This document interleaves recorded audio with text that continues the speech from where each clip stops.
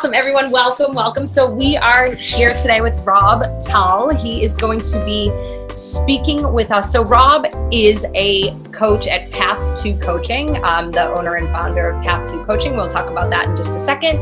And Rob is going to talk with us today about goal setting and sort of the emotional benefits, right, around setting goals.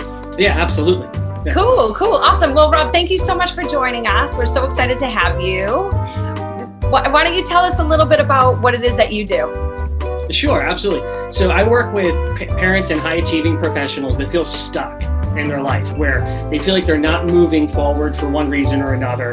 And it's usually because of the path that they're on. And what happens when people feel stuck, there's a lot of toxic exhaust that comes off of that. It's frustration that destabilizes life. And so many people go through the process of kind of reinventing themselves, trying to get unstuck, that they overlook the issue that it's actually the path they're on, not them. And so it's really focusing on getting people to see the alternatives in order to get what they want, and then enabling them to do that.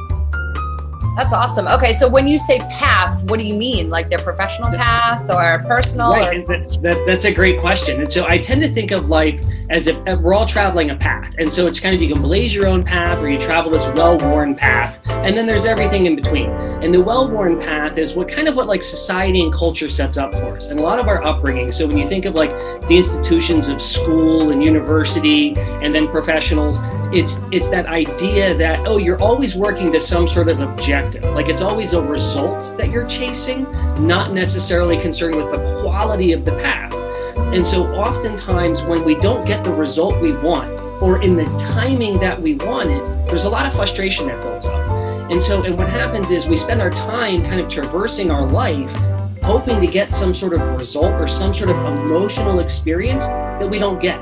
And it's usually because we've placed it behind some sort of goal or achievement. And that goal or achievement is often out of our control in terms of all of the attributes of it.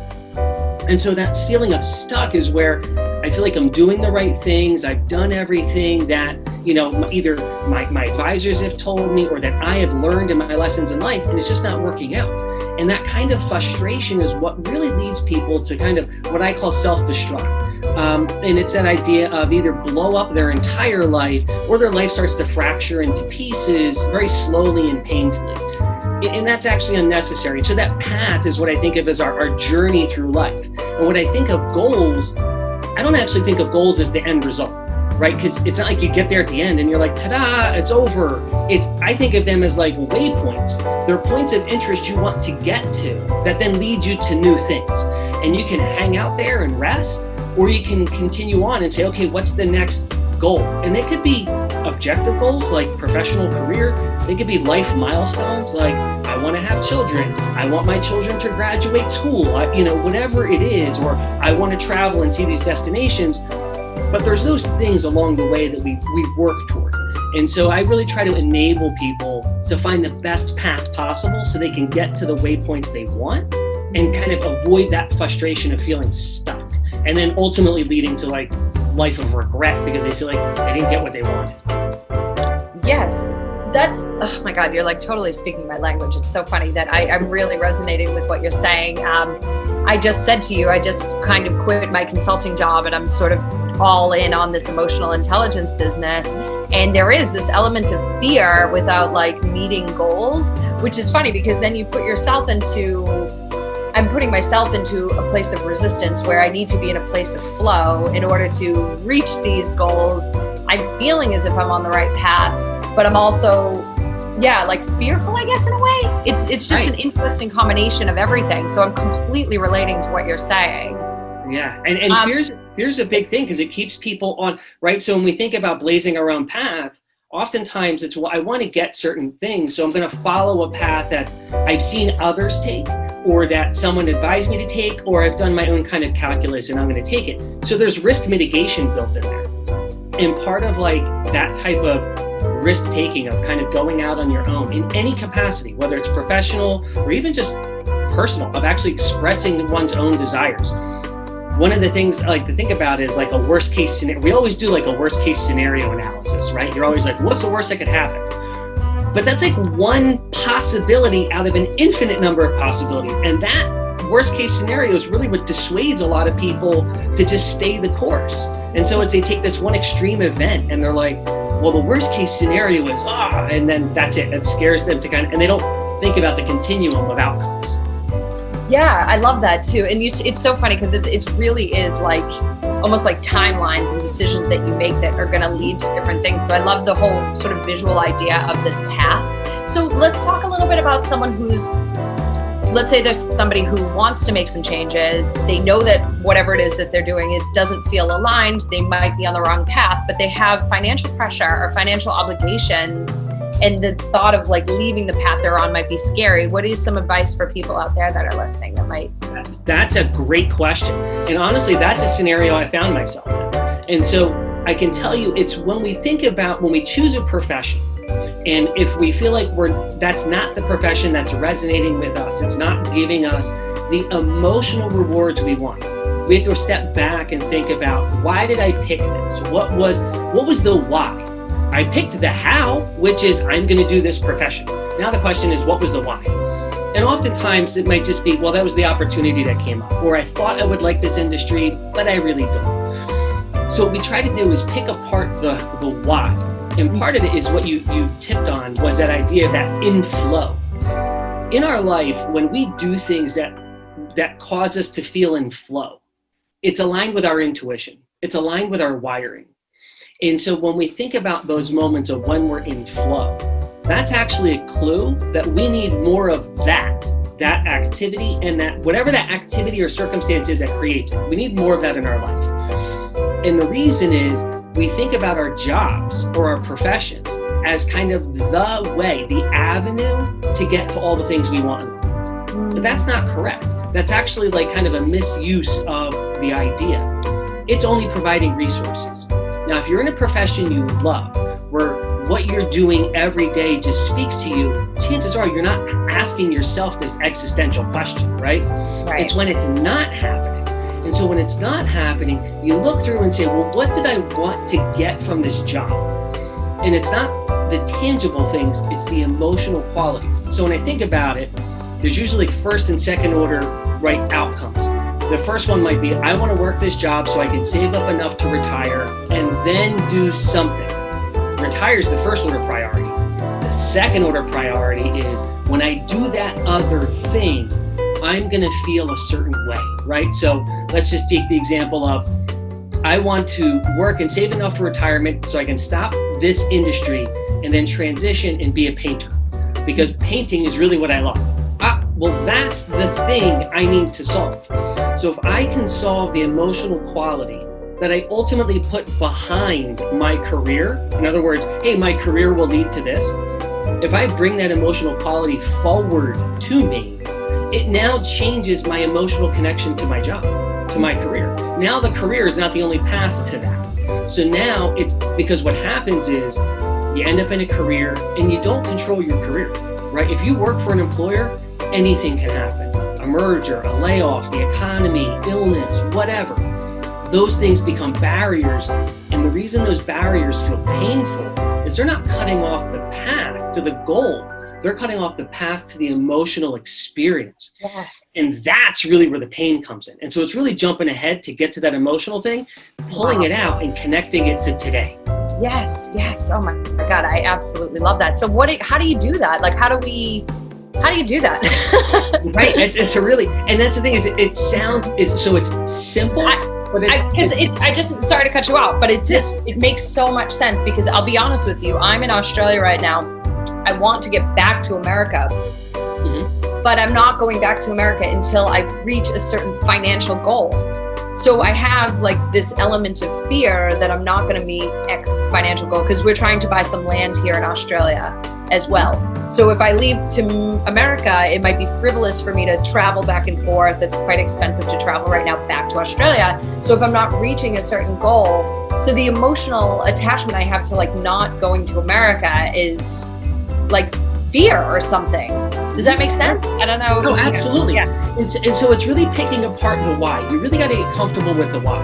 And so when you start to think about the why, and so it's, I want to go, I'm going to use your just example because you threw it out there. I want to get back to America. So the next question is, well, why?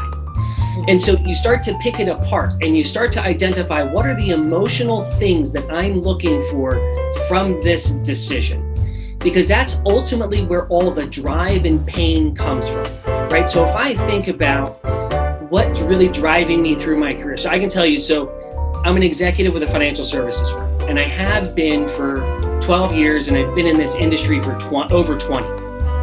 And I can say that the thing that was driving me was to get out of the industry after saving up enough money and after achieving certain professional goals. So now there's this massive drive, but that drive was, I'm not doing what I want to be doing. Okay, well, that's process of elimination. Now the question is, what do you want to be doing? And so many of us don't have the answer to that question. And what I tend to say, that the analogy I have for it is, instead of thinking about items on a menu of what they are, we're searching for how they tasted. And so it's one thing to remember, like, hey, I liked that meal at that place, but it's, did you remember how it tasted? Because that's what we're looking for. And you can get that other places. And so it's really looking at those emotional qualities when we feel in flow, and then really aligning that with our values and our passions and saying, what are the things that really make me feel alive? Because those are the things that I have to prioritize. And oftentimes they're bits and pieces that occur in random spots, right? So it might be an activity, such as whether it's painting or hiking or whatever it is. It might be environmental, like, hey, I like being in the sun. I love being at the beach. It could be circumstantial. I love being with friends and family. Well, if you're somebody who loves being with friends and family and you take a job that's thousands of miles away, you're going to feel frustrated and feel like, well, I just want to go, but it's like, well, why? And so it's, once we tap into all of those little pieces of, when do you feel in flow? Like, when do you feel in flow? What are your passions? What are your values? Then we look at the circumstances in front of us. And then we say, okay, now with what the profession you're in, your circumstances, where you live, your spouse, your family, let's start asking what if. And we remove all like countermeasures, right? So when you ask what if, oftentimes the next question is, or the next response is, well, I can't because. So, well, what if I moved back to America? Well, I can't, we don't have enough. Okay, well then the next question is, well, why not? Okay, we don't have enough money. So you start to deconstruct that and say, okay, well, what is it that is it an objective barrier, such as money, or is it circumstantial? Then the next question becomes, well, if I can address the barriers, just address them, then it's, can I do that thing now? Because so often we address barriers by saying, okay, I'm now going to set in motion some sort of long-term project to solve that barrier, and eventually I'll get to do my thing.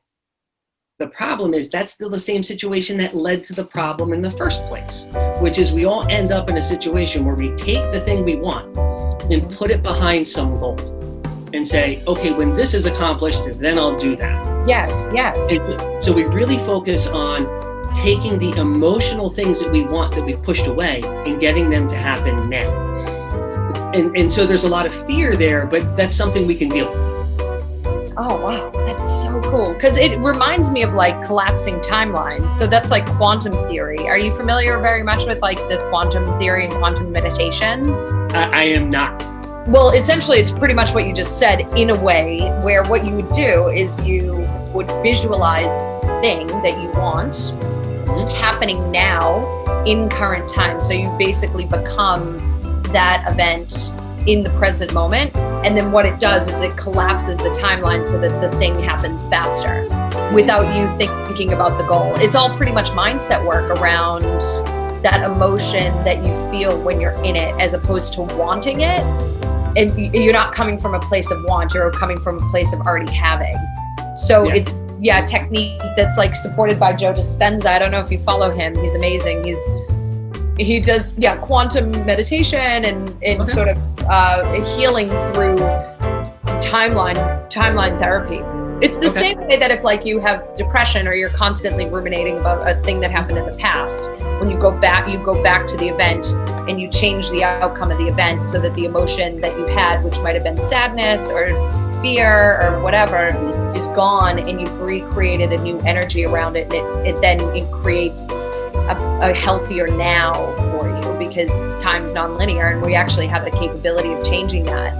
So Right. remind me of that. That's amazing. I'd love to know, like, how do you do that? Yeah.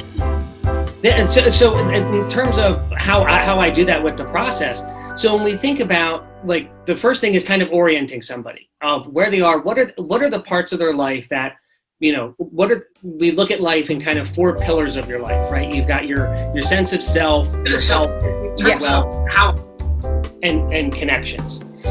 And so and all of those things get destabilized when you're stressed. And so it's a question of what's happening in life, where's all this toxic exhaust going, and then kind of orienting ourselves, because those are symptoms of, hey, I think I'm having, something's breaking down in this area of my life with my health or my connections or myself. That's an indicator of, hey, something's wrong. And so we orient with that, the flow state and passions and values, and really get a sense of, where are you? Then it's a question of, let's play around with, energy, and really look at the sense of what do you want from life? Ask yourself the what if. Now, what if always brings up challenges. And so those, what I said, were barriers. And what we do is work through the fear around them. And what happens is, and I mentioned this kind of worst case scenario. So oftentimes we think about a big decision. Like, so I'm stuck in my career, I don't like it, I'm not getting what I want. And oftentimes we think, I'm just gonna quit, I'm gonna leave, I'm gonna remove this source of pain, but it still doesn't get you what you want.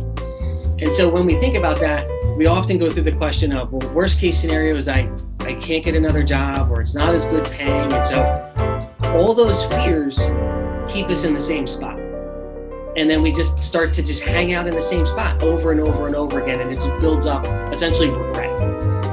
So what we'd like to do is take that fear, listen to it, and acknowledge it. And then we literally flip the other side. And so if you're going to consider the most extreme negative outcome, let's consider the most extreme positive outcome, because they have the same probability. It's just that one is scary and one is, and the extreme probability I like to think about on the positive side, the analogy I use is winning the lottery, right? So winning the lottery, you buy a lottery ticket where there's this idea that I could potentially win with this single chance. We know it's infinitesimal, but the more you think about it, the more you start to spend the money in your imagination. You start to be like, wow, if I win, I'm going to do this and I'm going to do that and I'm going to buy a ranch and and the more we think about it, you start to think like, this might actually have a chance. Nothing changed. It's just simply because you thought about it. Yes. And then what happens is, when you don't win, there's a little bit of a sadness. There's a disappointment. And it's only happening because we thought about it. And the same thing's happening with the worst case scenario. The difference is, with a lottery ticket, you didn't go out and spend the money, you didn't win. So why would you respond to the fear that's not happening? The fear, it's just a possibility. So instead we get so scared, we stay put. Yes. So we have to listen to it and say, okay, now how do I process it? I know it's the most extreme outcome, but again, it's the same probability as the most positive outcome. That brings the fear down, and now we can problem solve. So now it comes down to, okay, well, let me think about this rationally. And then it's a question of what are you solving? Are you solving career? Are you solving connections, like relationships? Whatever you're solving for. And as we go through it, again, we stay locked on that feeling we want to create. Because oftentimes, the job always gets the blame a lot of times. Because all of us could be entrepreneurs, but that's just not practical. So some people end up stuck in a job that's just a means to an end. Yeah. The question is, how do they feel day to day? If it feels like a grind, like a death march, that's awful. But if it feels like, wow, this is no different than me working out to feel healthy. I hate working out and love feeling healthy. I don't like going to work, but I feel wonderful because I get to do all these other things that make me feel alive. Yes. That's what we deal with. I love that.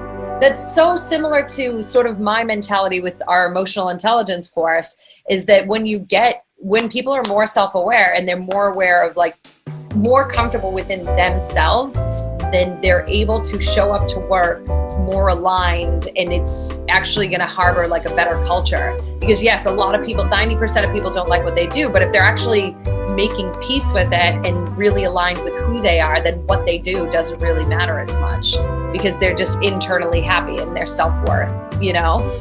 Yeah, totally. Like, so I'll use myself as an example. So my career was not fulfilling. It did not line up with my values and my passions or anything. So before I kind of developed this process the hard way, like before it destroyed my life and I had to solve it, I hated it. It felt like I was in a crucible every day, and it just was never ending. And it felt not just stuck, it felt like I was imprisoned, right?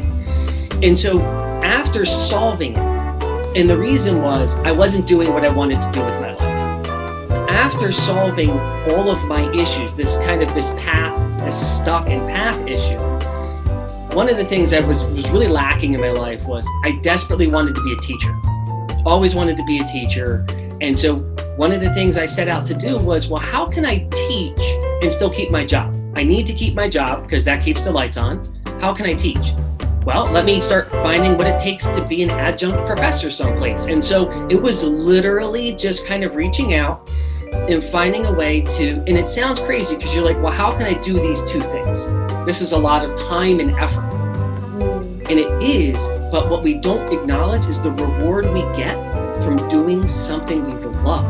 And so I got a chance to teach, and I thought it would be exhausting, and it was invigorating. So now I can go to work. I'm not miserable because I'm doing something on the side that I love, and It's throwing off energy that I can, and it was expansive. It was awesome.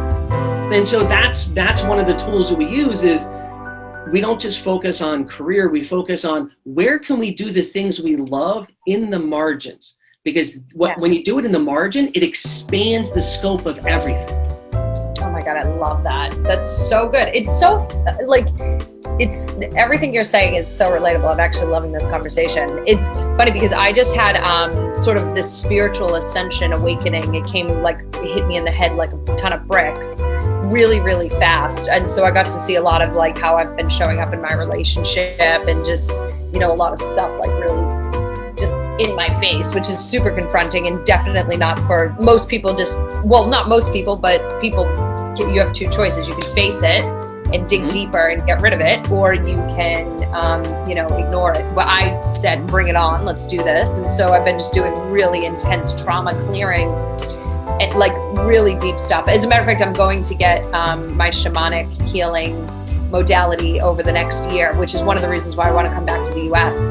Okay. It's in North Carolina to study off of the Native American modality, of ancient modality in North America where I'm from. So anyway, all that said, I have had like this super, super intense feeling of getting back into dance. And I used to, and I've always wanted to, my thing was always like, oh, when I do this, I'm going to open up dance studios for underprivileged kids. And I've danced in university and I just haven't danced, obviously COVID's made everything so weird. And where I am, there's no adult dance classes, but I keep thinking about like dancing again and just like getting really back deep into dance. And I wonder if that's like a way in which I should just be listening to that and actually do it, because then it's just going to give me more of that, like you just said, that energy. Yeah. Right. So, and so that's a great example. And so I think you're right. What's happening is that your intuition sending you a signal, right? That this is what I want. This is what I need from an emotional nutrient perspective. Yeah. And so what happens, and I totally identify with this. So I'm going to frame something around what you just said, and you can tell me if it's not correct. So you said dance for underprivileged kids, and I'm hearing like studio. So what I heard was three things merged around this desire for dance. What I heard was, I also love to be of service. Boom. So that's a value that got laid on top of this desire. I want to be of service. Oh, and it could be a business, so it can provide for me, so I can justify doing it. Boom, that laid on top of it. And then the other thing was there was this community piece. It wasn't just, I want to dance by myself in the kitchen. It was, I want to dance in a community. So there's this idea of community connection that gets laid on top. Yes. Now the thing is, so all of that represents a lot of layers of desire. But if you can't create that studio, that doesn't mean you can't dance. And so what happens is a lot of us look at that and say, I can't do this, and then don't do any of it. Yes. So, but if we say, but I can get the community piece in this community over here, and I can get the service piece over here, and I can get the business piece here. I can provide for myself through this avenue, and then I can dance and just dance for me. And now they're all not getting solved together. They're getting solved separately, but it's giving you, it's breaking down those little nutrients and giving you everything you need instead of starving you from all of them. And so that's really, I really focus on that with people of, let's not get focused on the how. Let's not worry about how. Let's worry about what it is we need to get. Yes. Once we figure out what we need to get, and we know what are the immovable objects, career, family, location, then we work in around it. And it's like, okay, let's start playing with this. And it's truly, it's awesome. And that's things, I'm a daydreamer. And so like your vision is something I would totally conjure up myself. Like, yeah, there was a time I was so into fishing that I wanted to own a bait and tackle shop that was also a coffee shop that also did fishing. I merged everything together, and I was like, oh, that's a wonderful daydream. But that's all it was. I couldn't do anything with that. But yeah, I totally identify with it. Wait, when's your birthday, out of curiosity? June 30th. June 30th. Okay, I thought for sure you might have been a Pisces because I'm a massive dreamer myself, and I'm like, it's beautiful, and I like can't sit still and love to dream. I love that though. I love that. Yeah, and I do always believe that like we need the dreamers, because when you actually do that and you put that joy around it, if you're able to not get disappointed when it doesn't happen, then you actually look back and you realize you've actually managed to manifest most of it, which has happened to me. When I was a kid, I was like, I'm gonna live in Bali. I'm going to do this, and I'm going to live in Australia, and I'm going to do all these things. And I've done so much of what I've actually said and thought that I was going to do simply by thinking it. Funny how that happens. Yeah. Oh, absolutely. Envisioning is a big part. So, and oftentimes I find that when people get stuck, it's hard to see it. You see a lot of problems, and it's hard to see a way out. And so kind of one of the first steps is to start to create a future vision. And it's not a future vision of a place or an accomplishment. It's a sense of self. It's who are you when you're at this future waypoint, when you're at this next part of your path. What do you look like? And what is the wisdom you would give yourself on how to get from here to there? When we don't have a vision, it's really hard to get the focus to move in a direction. You just feel stuck. And so that's like step one. Anytime you want to change the circumstances, you have to create a vision of what you imagine you're moving toward and focus on that. So much of our life, that's given to us, where we don't have to create it ourselves. It's just, when you graduate school, you go to university. When you go to university, you get done and get a job. You don't have to think about it. So it's just handed to us. And so when we get stuck, a lot of times, that idea of, I need to invent my future. Well, yeah, you do. And that's, if you want to change your present, you need to invent your future. That's the way out. Yeah, I love that. Oh my God, so much synergy. I feel like this conversation was like perfect timing for where I am in my life. I love that. Rob, you're so amazing. How do we get in touch with you? How do people get in touch with you? What's the best way? Yeah, I have a website, and it's called Path and the number 2 Coaching. Because it's always looking for the second path. So path2coaching.com. And I'm on Facebook. There is a Path 2 Facebook page, and I'm on Facebook as well, Rob Tull.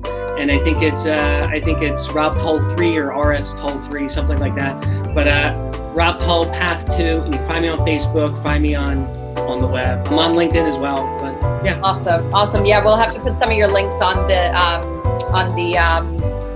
the description of the video, but you are awesome. I'm so glad that you came on and told us what you did. It's such a really cool way of approaching, I guess, really anything in your life that brings you joy. And I love the idea of like just that emotional feeling behind the actual goal, takes the pressure off, you know? Yeah, so I love that. absolutely. Yeah. Thank you for having me, Tricia. I loved it. Oh my God, it was so much fun. Yeah, definitely. Thank you for being part of the group. We love having you in the group. Yeah. I love that emotional intelligence for leaders in business. So if you want to share it onto your public page, on your Facebook page too, please invite your friends that might want to come and join us in the conversation on the group page. That would be awesome. Awesome, Okay. Rob. Okay, thank you so much. And thank you to everyone watching. And we'll see you soon. Enjoy the rest of your day. Bye, hun. Bye.